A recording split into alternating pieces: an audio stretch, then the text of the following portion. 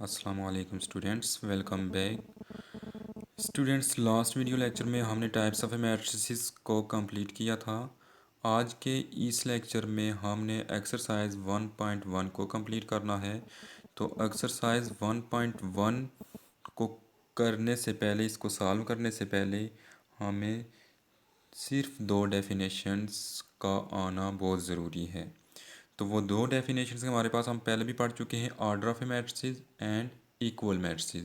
तो स्टूडेंट्स, आप जानते हैं कि ऑर्डर ऑफ ए मैट्रिसेस की डेफिनेशन ये होती है कि किसी भी मैट्रिक्स में रोज़ और कॉलम्स की जो तादाद होती है वो होता है ऑर्डर ऑफ ए मैट्रिसेस। और इक्वल मैट्रिसेस की डेफिनेशन ये है कि दो मैट्रिसेस इक्वल होंगे जब उनका ऑर्डर एक जैसा होगा, और दूसरी कंडीशन उसमें साथ ये होती है कि उसके करस्पॉन्डिंग एलिमेंट भी आपस में एक जैसे होते हैं। तो चलते हैं एक्सरसाइज की तरफ। स्टूडेंट्स, आज का हमारा क्वेश्चन है question 1। Right the order of the following matrices. कि इन मैट्रिसेस के ऑर्डर लिखने हैं। मैट्रिसेस ए लिखा है, A equal A B C D. अब इस मैट्रिक्स में देखें तो रोज़ इसमें 2 हैं, 1 और 2, यानी कि दो इसमें रोज़ हैं। और कॉलम देखें 1 2 और दो इसमें कॉलम हैं।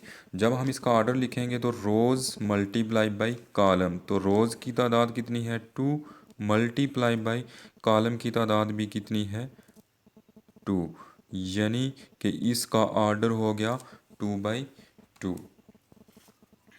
मैट्रिक्स ए का ऑर्डर 2/2 आ गया। उसके बाद सी मैट्रिक्स देखें, इसमें भी पहले आपने रोज़ देखनी है। रोज़ जो हॉरिजॉन्टल वे में होती हैं, यानी कि इसकी 3 रोज़ हो गई हैं, 1 2 3। रोज़ मल्टीप्लाई बाई कॉलम, तो कॉलम आपने वर्टिकली देखने ऊपर से नीचे, तो कॉलम इसमें एक ही कॉलम है। तो जब इसका ऑर्डर लिखेंगे पहले रोज़ लिखते हैं। रोज़ हैं 3, यानी कि 3 मल्टीप्लाई बाई 1 इसका कॉलम, ये इसका ऑर्डर हो गया। आगे डी मैट्रिक्स लिखा है, इसमें आपने रोज़ देखनी है। रोज़ देखें, इसमें एक ही रो बनती है, कॉलम इसके ऊपर से नीचे 1 2 एंड 3, यानी कि इसका ऑर्डर आ जाएगा 1 मल्टीप्लाई बाई 3। ई मैट्रिक्स है हमारे पास, इसमें रोज़ की तादाद R1 R2 R3। कॉलम्स देखें C1 C2 C3।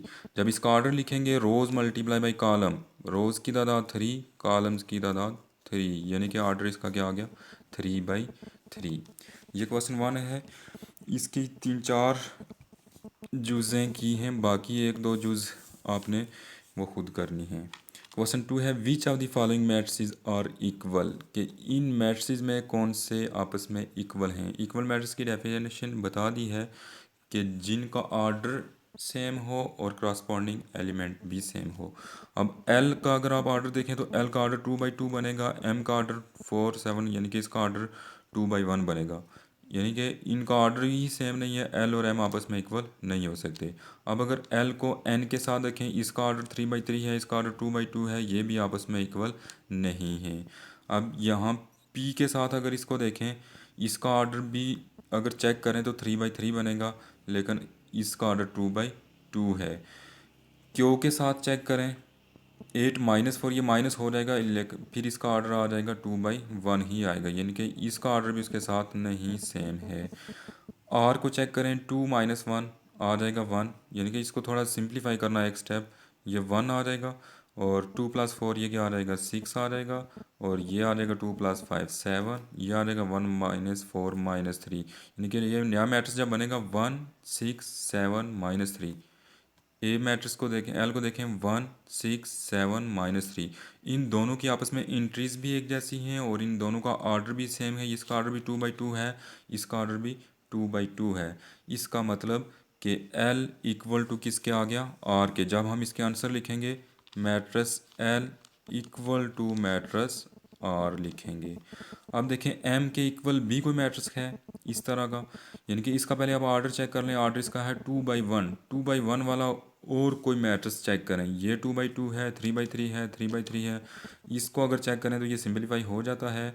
8 में से 4 माइनस हो जाएंगे, जब माइनस होंगे तो यहाँ बाकी आ जाएगा हमारा 4, और जब 8 में से 1 को माइनस करेंगे तो 7। 4 और 7 ऑर्डर क्या बनेगा 2/1, 4 7, यहाँ भी ऑर्डर क्या है 2/1, दोनों एक जैसे हैं, इसलिए एम मैट्रिक्स और क्यू मैट्रिक्स आपस में इक्वल हैं।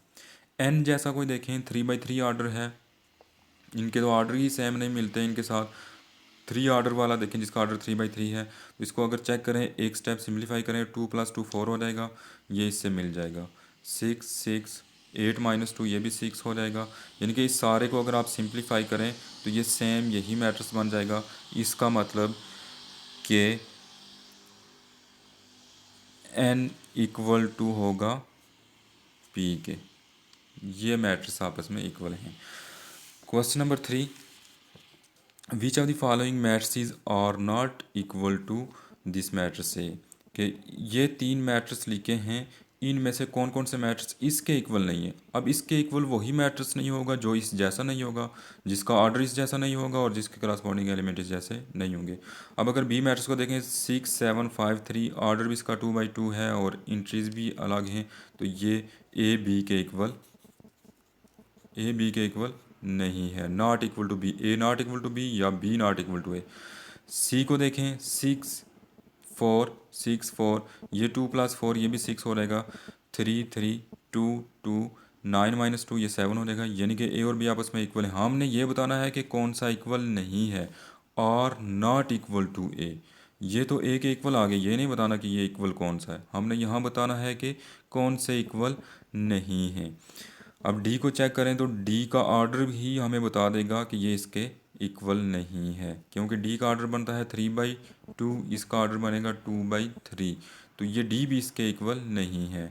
और एक ए और बी भी आपस में इक्वल नहीं है, और ए नॉट इक्वल टू डी। ये थी आज की हमारी एक्सरसाइज। इस एक्सरसाइज के सिर्फ 3 ही क्वेश्चन हैं, दूसरे 2 क्वेश्चन तो मैंने पूरा कंप्लीट कर दिया है, लेकिन फर्स्ट क्वेश्चन की कोई 1-2 चीज़ें छोड़ी हैं, वो चीज़ें आपने खुद करनी है, और ये पूरी एक्सरसाइज आपने खुद से दोबारा करनी है अपने नोट्स के ऊपर। तो इसके अलावा स्टूडेंट्स, अभी तक अगर किसी चीज़ में, किसी क्वेश्चन में कोई मसला है तो उसको आपने दोबारा मुझसे पूछ लेना, और या फिर कमेंट में लिख देना। ओके, अल्लाह हाफिज़।